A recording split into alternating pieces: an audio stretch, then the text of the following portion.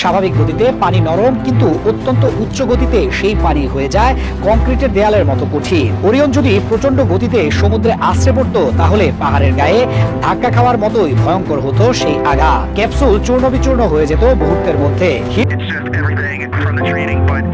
মহাকাশ থেকে পৃথিবীতে ফেরার সেই কয়েক মিনিট, ঘন্টায় 40,000 কিলোমিটার গতিতে বায়ুমণ্ডল ভেদ করে নামছে ওরিয়ন ক্যাপসুল। বাইরের তাপমাত্রা 3000 ডিগ্রি সেলসিয়াস, যা যে কোনো ধাতুকে মুহূর্তেই গলিয়ে দিতে পারে। ভেতরে 4 নভোচারী আর তাদের বাঁচিয়ে রাখার একমাত্র ভরসা 11টি প্যারাশুট। যদি সেই প্যারাশুট সময়মতো না খুলতো, বিজ্ঞানের ভাষায় সেটি হতো টোটাল সিস্টেম ফেইলিউর। আর মানবিক ভাষায় বললে কয়েক সেকেন্ডেই 4 প্রাণের অবসান। ব্যাপারটা বুঝতে হলে পানির একটি বৈশিষ্ট্য মনে রাখতে হবে। স্বাভাবিক গতিতে পানি নরম, কিন্তু অত্যন্ত উচ্চ গতিতে সেই পানি হয়ে যায় কংক্রিটের দেয়ালের মতো কঠিন। ওরিয়ন যদি প্রচন্ড গতিতে সমুদ্রে আছড়ে পড়তো, তাহলে পাহাড়ের গায়ে ধাক্কা খাওয়ার মতোই ভয়ঙ্কর হতো সেই আঘাত। ক্যাপসুল চূর্ণ বিচূর্ণ হয়ে যেত মুহূর্তের মধ্যে। হিটশিল্ড আগুন থেকে বাঁচাতে পারে, কিন্তু এই শেষ মুহূর্তের গতির বিরুদ্ধে একমাত্র অস্ত্র সে 3টি বিশাল বুল প্যারাশুট খুলে ওরিয়নকে পালকের মতো ভাসিয়ে পানিতে নামিয়ে আনে। কিন্তু 3টি বুল প্যারাশুটই যদি বিকল হতো, তখন পরিকল্পনা বি। 1টি বা 2টি প্যারাশুট কাজ না করলেও বাকিগুলো দিয়ে নভোচারীদের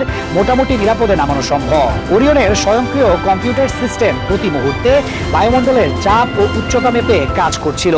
মানুষের ভুলের সম্ভাবনা একেবারে শূন্যে নামিয়ে আনতে পুরো সিস্টেম রাখা হয়েছিল স্বয়ংক্রিয় নিয়ন্ত্রণে। অবতরণের সময় কয়েক মিনিট পৃথিবীর সঙ্গে রেডিও যোগাযোগ সম্পূর্ণ বিচ্ছিন্ন ছিল। সেই ব্ল্যাকআউট পিরিয়ডে নাসার বিজ্ঞানীরা শুধু অপেক্ষা করতে পারছিলেন, কারণ তখন কোনো নির্দেশ পাঠানোর উপায় নেই, কোনো হস্তক্ষেপ করার সুযোগ নেই, শুধু বিজ্ঞানের নিখুঁত গণিত আর যান্ত্রিক ব্যাকআপের উপর ভরসা।